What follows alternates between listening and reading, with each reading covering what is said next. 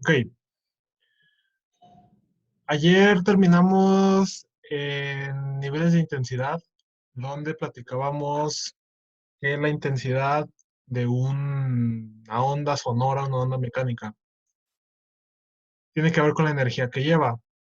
Si recordamos, era cuánta energía pasaba, cuánta energía transportaba esa onda en una unidad de área. Eso nos daba la intensidad, que en palabras más sencillas significa volumen. La intensidad es el volumen de cada onda sonora. Entre más grande sea entre más energía mueva, más fuerte se va a escuchar, más alto va a ser el volumen. Y de ahí empezamos a platicar de una unidad llamada Bell, que era una relación entre dos sonidos, qué tan intenso era uno sobre otro.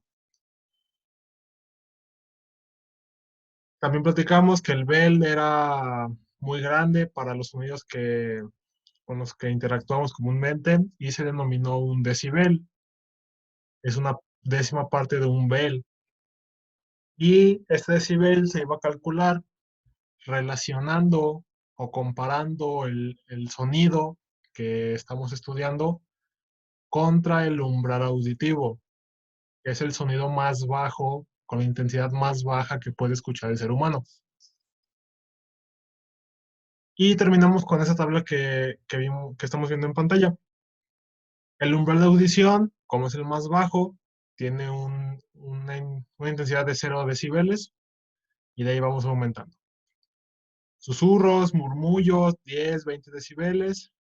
La radio a un volumen bajo, 40 decibeles. Una conversación normal, así entre nosotros, 65 decibeles más o menos. Cuando salen por taquitos o van con la novia y están en la calle transitada, 80 decibeles. No tengo novia, profe. Bueno, la chiquilla que te guste.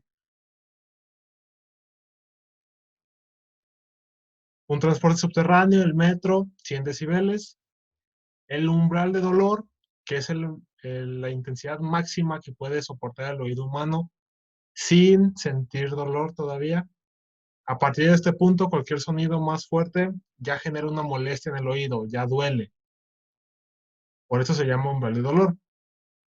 Y encontramos sonidos como los motores de propulsión de los aviones, que se encuentran entre 140 y 160 decibeles, según el motor. Por eso cuando hagan pruebas con motor prendido, pruebas de aceite, corran motores después de los soft kit que se llama, que es tomar muestra de aceite. Esos son muy comunes. Cualquier prueba donde tengan que prender motor que se encuentren afuera del avión, incluso en el mantenimiento en línea en el día a día, tienen que usar tapones para evitar estos sonidos tan fuertes. En esto nos quedamos ayer. Hoy vamos a hablar un poco de cómo se va disipando el sonido.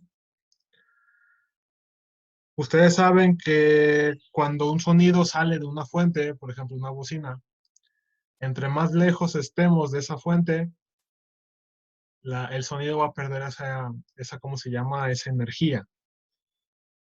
Gracias a lo que nos dice la termodinámica, a lo que vimos con la entropía, que toda la energía no se puede aprovechar, y que cuestiones como la fricción, por ejemplo, el aire, pueden ir quitando energía, van restando energía.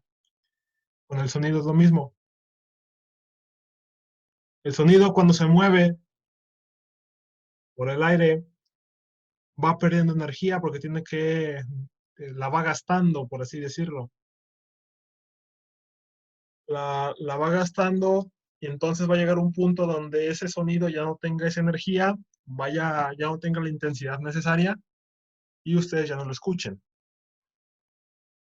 Si esto no fuera posible, si esto no sucediera, estaríamos escuchando sonidos todo el tiempo, porque estaremos escuchando sonidos que vienen de todos lados, de distancias muy lejanas.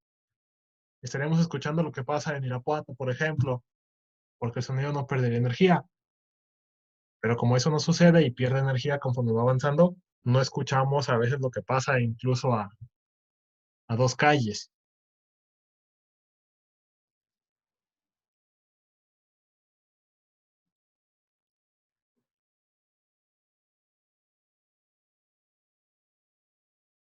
La fórmula que ven, por ejemplo, en la izquierda arriba, está, nos dice que la intensidad es la potencia entre 4 veces el pi por radio al cuadrado. Este radio nos dice que entre más se aleje, más grande sea el radio, más se aleje de la fuente, la intensidad va a ser más pequeña, va a ir perdiendo fuerza, el volumen se va a hacer más pequeño, hasta que la onda se disipe por completo, pierda toda esa intensidad.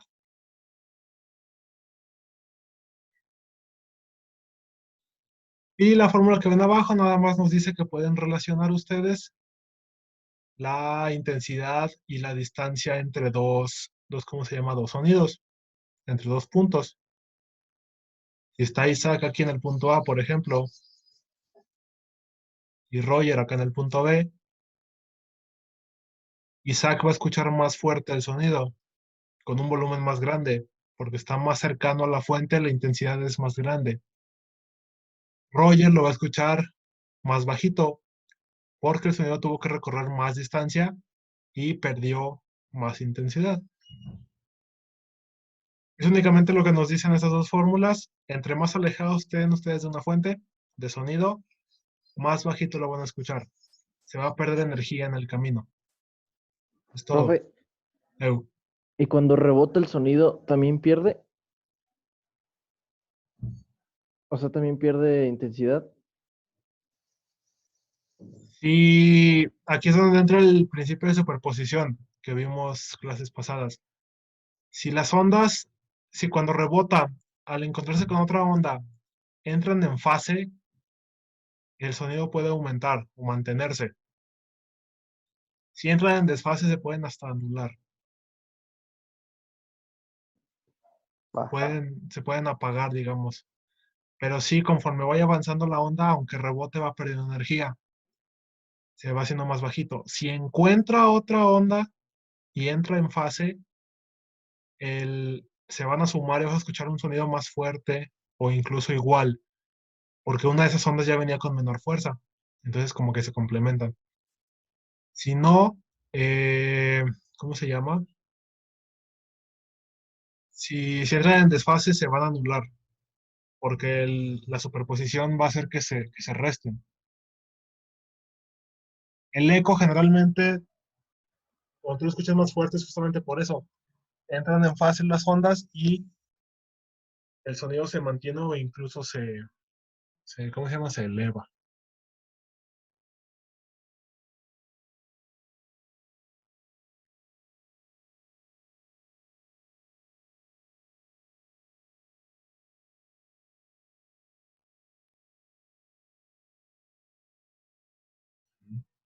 Ay, ¿qué soy así? Listo. Ok. Vamos a ver, por ejemplo, un ejercicio rápido. Una fuente puntual emite sonido con una potencia media de 40 watts.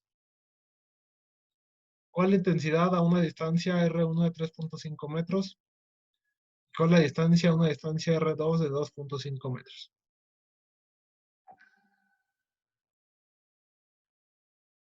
Tenemos la fórmula, intensidad igual a potencia entre 4 veces pi por radio al cuadrado.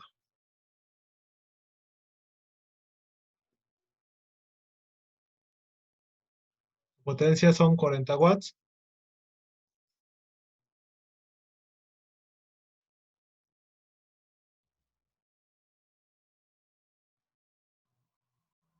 R1 son 3.5 metros.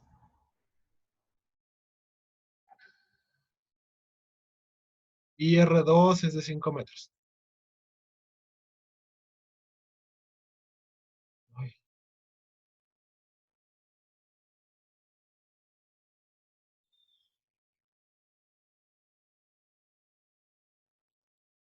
mm,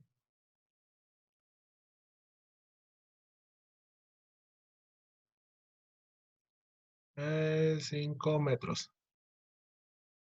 Ok. Según esta fórmula, podemos calcular la intensidad a la distancia R1 y a la distancia R2.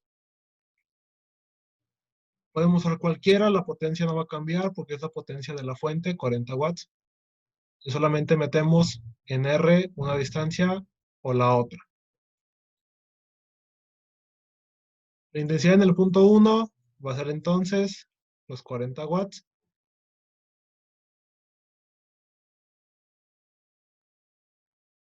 entre 4 veces y por 3.5 al cuadrado.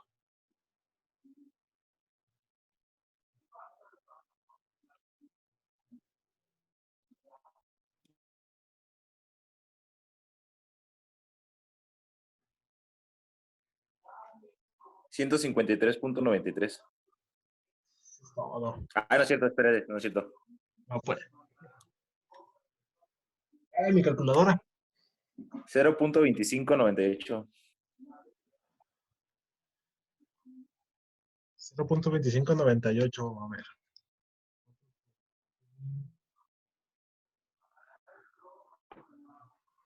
¿0.2598? Sí.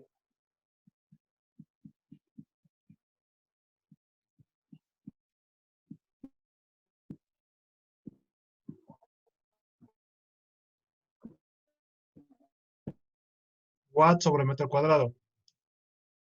Bueno, en R2, ¿no? Es R1. 3.5.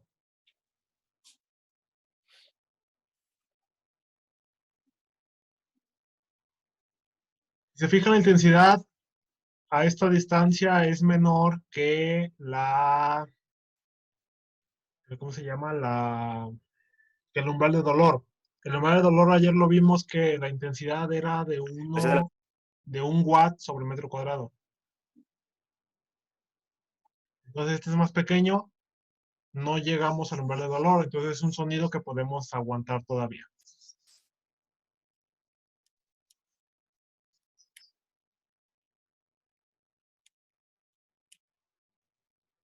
¿Se hace lo mismo para R2, profe? ¿O ahí se queda el problema?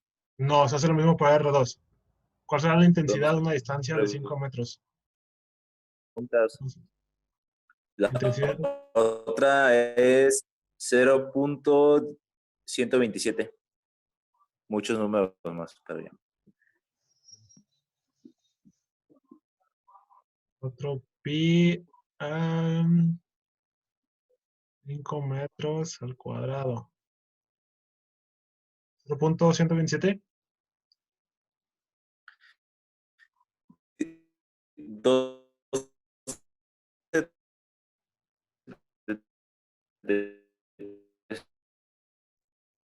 Corta Voy a poner tu comunicación. 4.273. ¿Eh?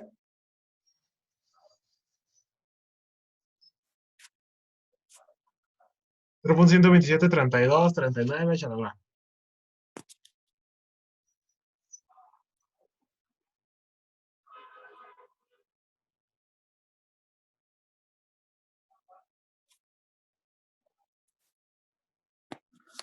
Si se fijan, es menor que la intensidad 1, que a R1.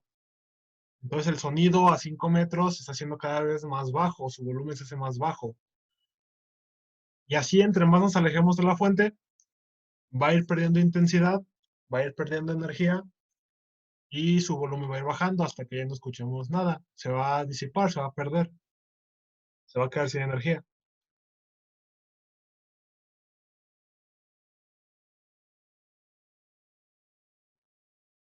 Por eso los sonidos más fuertes llegan más lejos, porque tienen más energía, más batería para llegar más lejos.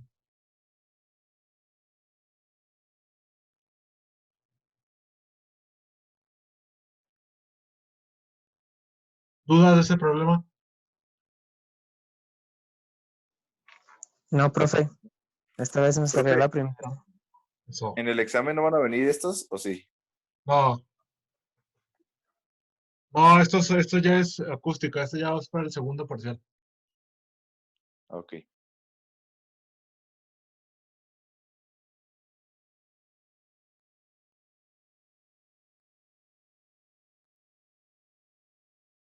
Mm.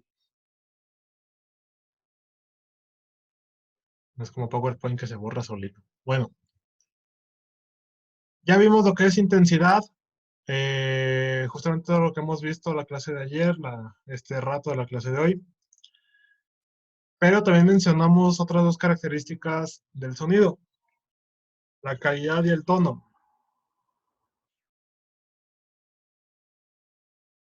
El tono va a ser la frecuencia, como característica física, va a ser la frecuencia de la onda. Yo les comentaba ayer que una onda sonora perceptible para el ser humano está entre los 20 y los 20.000 Hz. Entre más bajo sea la frecuencia, el tono va a ser más grave, el sonido es más grave. Entre más alta sea la frecuencia, el sonido va a ser más agudo, el tono va a ser chillón, agudo. Hasta que lleguemos a los 20.000 Hz, dependiendo de la persona, un poquito más, un poquito menos, y ya no se escuche nada.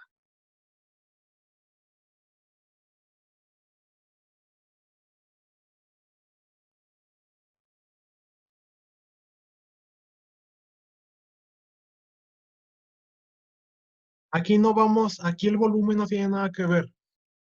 Realmente son cosas totalmente distintas. La intensidad que tenga la onda, la fuerza que tenga la onda no va a afectar a la frecuencia. Ustedes pueden generar un sonido muy agudo a bajos volúmenes y altos volúmenes, pero la frecuencia se va a mantener igual. Nada más va a ser más molesto para el oído en cuanto a volumen, porque nos acercaremos poco a poco al umbral de dolor. Y de por sí un tono grande, un tono agudo es molesto para ciertas personas. Hay gente que los tonos agudos a frecuencias altas no los soporta. Hay gente que sí los aguanta. Ya depende de la sensibilidad del oído. Aunque de repente suele parecer que un sonido agudo, un sonido grave, llega a ser más fuerte en cuanto a volumen que otro, puede que no lo sea.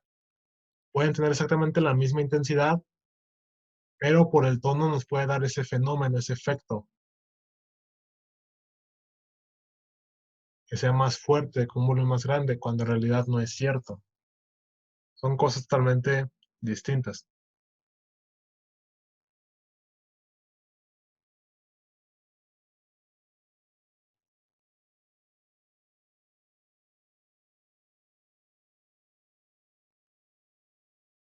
Ya como cápsula informativa, los músicos, por ejemplo, usan mucho lo que es el tono, justamente para las cuestiones de las teclas musicales.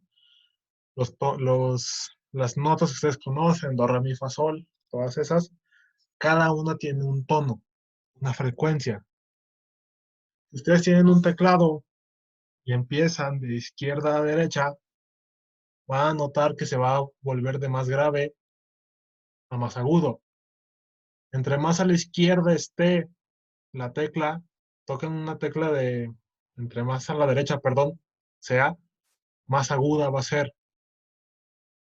Entre más a la derecha va a ser más grave, justamente por las frecuencias que genera el piano o que genera el teclado. Por ejemplo, aquí el do amarillo de la izquierda tiene una frecuencia de 130.81 Hz y así va aumentando. El do de la siguiente octava, en este caso el verde, aunque sigue siendo do, ya tiene una frecuencia más alta. El tono es más, ¿cómo se llama? Más agudo. y en la siguiente octava también será más agudo y así nos vamos a ir saltando de octavas en octavas. La mezcla de todos estos tonos es lo que nos da la música. La intensidad nos va a dar el volumen realmente de la canción.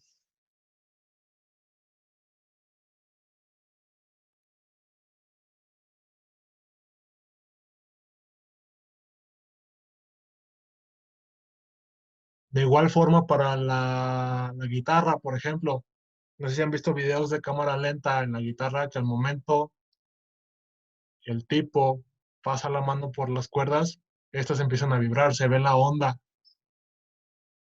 y para cada una es distinta. La onda es distinta, la frecuencia es distinta por cómo están, ¿cómo se llama? Cómo están ajustadas. Por eso nos da tonos distintos, cada una de las cuerdas.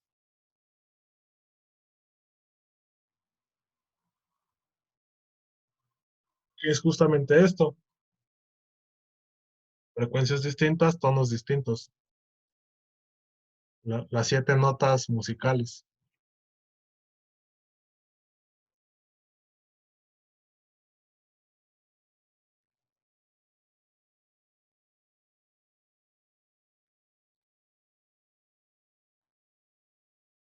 ¿Dudas de eso? No, profe.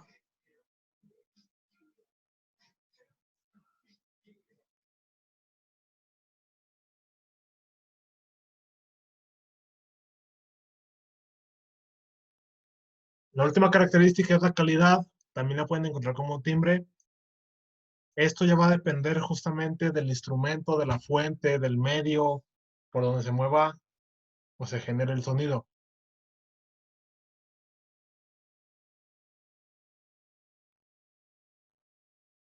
Si nosotros ejercemos una nota con la misma frecuencia en una guitarra que en un piano, que en un saxofón, por ejemplo, en un instrumento de aire, no se van a escuchar igual. Van a tener una pequeña diferencia. Esto se debe justamente a este fenómeno, a la calidad o el timbre del sonido. Esta calidad se debe justamente a lo que llamamos un armónico, que ya son características un poco especiales de cada instrumento, que dependen justamente de las condiciones del medio. ¿Cómo se transmite esta energía, esta onda acústica del medio, ya sea las cuerdas en una guitarra, las cuerdas de, bueno, sí, las de un piano, cómo se mueve el aire a través de los pequeños agujeros del saxofón, de una flauta, que eso es lo que hace vibrar realmente al aire. Saliendo por esos pequeños agujeros, el tamaño y la posición que tenga el agujero de la flauta del saxofón es lo que genera el sonido. Hacerla pasar por esos espacios hace que vibre. Entonces, la calidad de una flauta no es la misma que la calidad de una guitarra. Por eso, aunque sean las mismas notas, se alcanza a escuchar un poco distinto.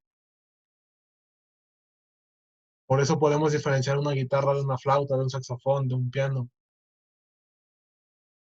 por la calidad de cada uno de ellos, por la forma, por las condiciones que establece justamente en el medio, por donde vibra la onda sonora.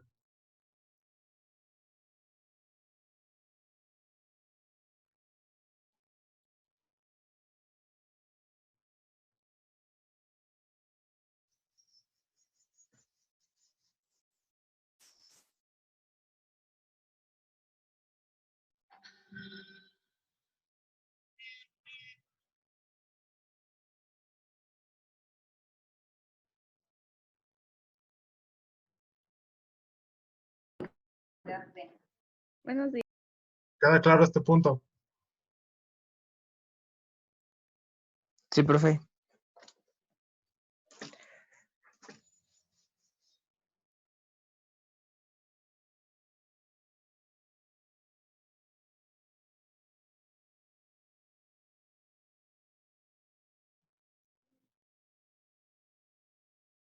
Y ya para terminar, ¿habían escuchado hablar del efecto Doppler? No. Creo que esto lo había platicado con ustedes una vez. No me acuerdo si fue con ustedes o fue con ¿El bachiller. efecto qué, profe? Doppler. ¿Doppler? Ajá.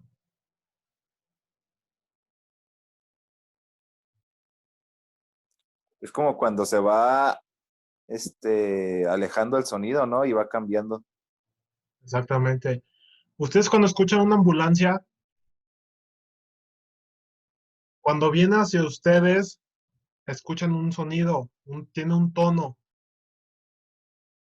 Pasa y cuando se aleja de ustedes, se escucha diferente, tiene otro tono. Ese es el efecto Doppler. Vamos a explicarlo. Cuando una fuente está en movimiento, por ejemplo, la ambulancia que emite la sirena, que emite el sonido,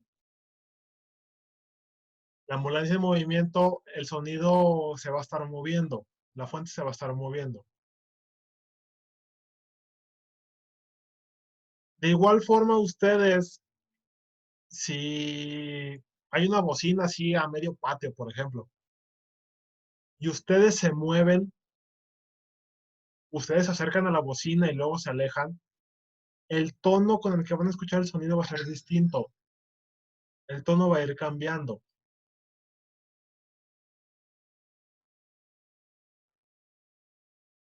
¿A qué se debe esto? Justamente a la forma en la que la onda sonora se empieza ¿cómo se llama? A mover. Vamos a ver una imagen.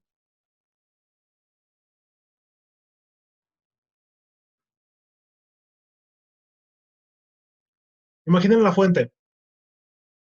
Está aquí del lado izquierdo.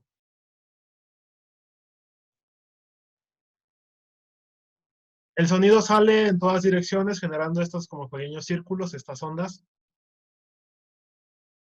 hasta llegar a ustedes. Se genera aquí así, una onda.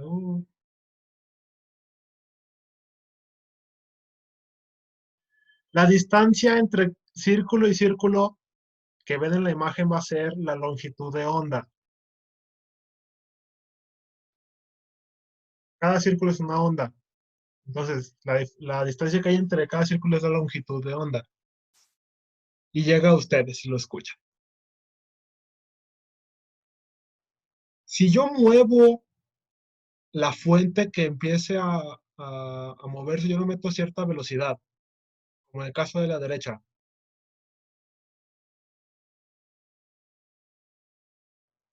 La, la onda, por ejemplo, igual va a salir para todos lados. Se van a generar igual círculos. Pero la onda, la parte de esa onda, ese círculo, por ejemplo, este de acá, este pedazo de acá, que sea paralelo a la dirección a la que se mueva la fuente, por ejemplo.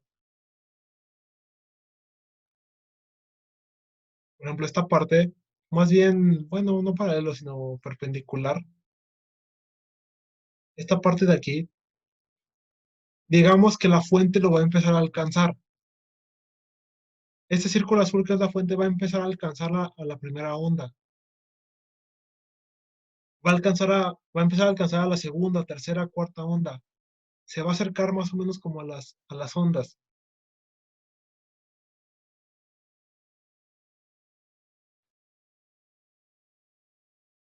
Visto de otra forma,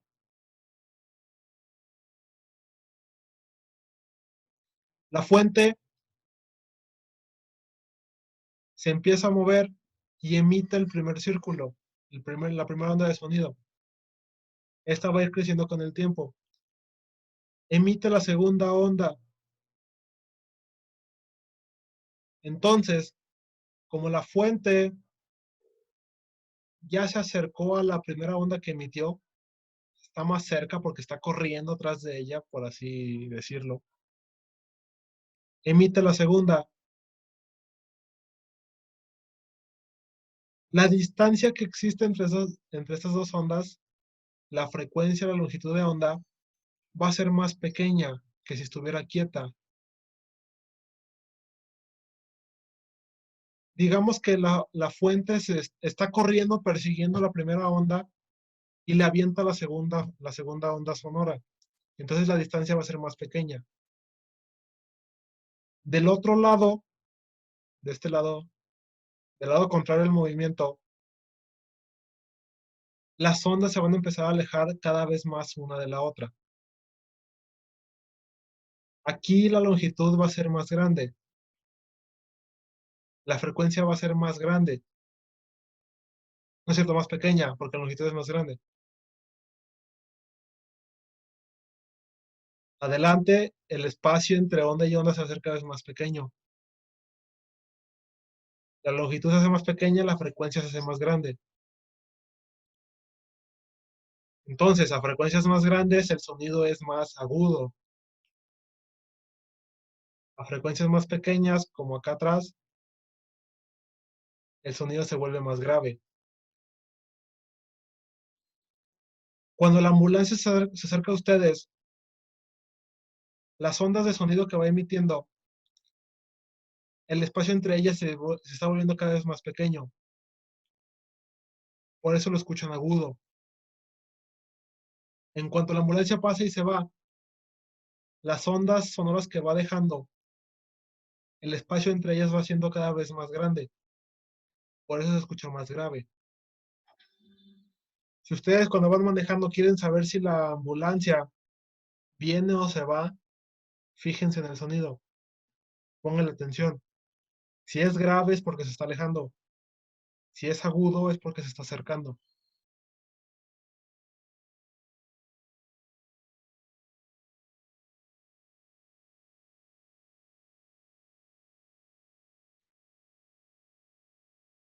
¿Qué pasa, por ejemplo, cuando la fuente se mueve a la misma velocidad que el sonido? Está la fuente y emite una onda, pero van a la misma velocidad, entonces van a estar juntas. Y emite la que sigue, pero van a la misma velocidad, se van a quedar así como pegadas a la fuente, porque van exactamente a la misma velocidad. La onda sonora no le va a ganar a la fuente.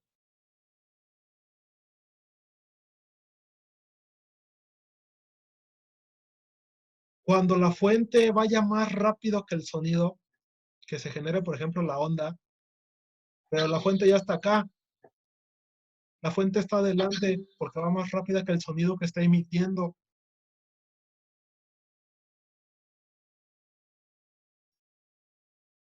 Este fenómeno genera el cono que ustedes ven en los aviones, cuando los aviones supersónicos, cuando generan ese pequeño cono,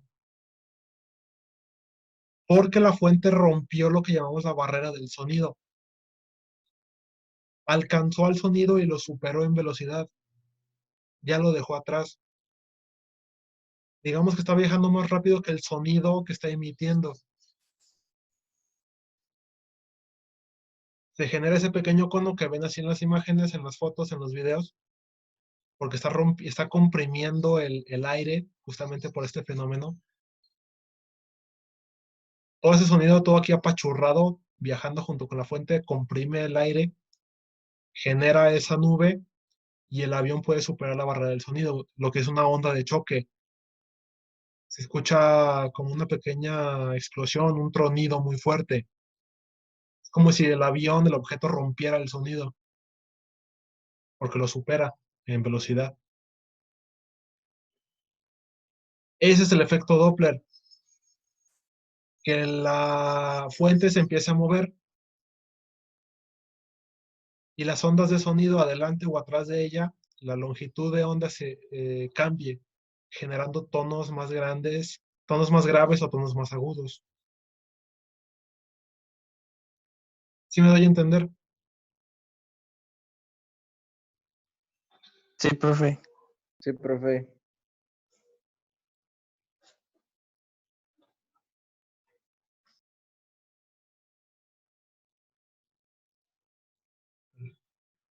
¿Dudas hasta aquí? No, profe. No.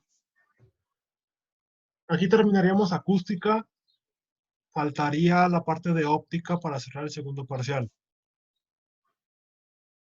Si se fijan, fue rápido. Esto, parte de óptica, también no es tanto.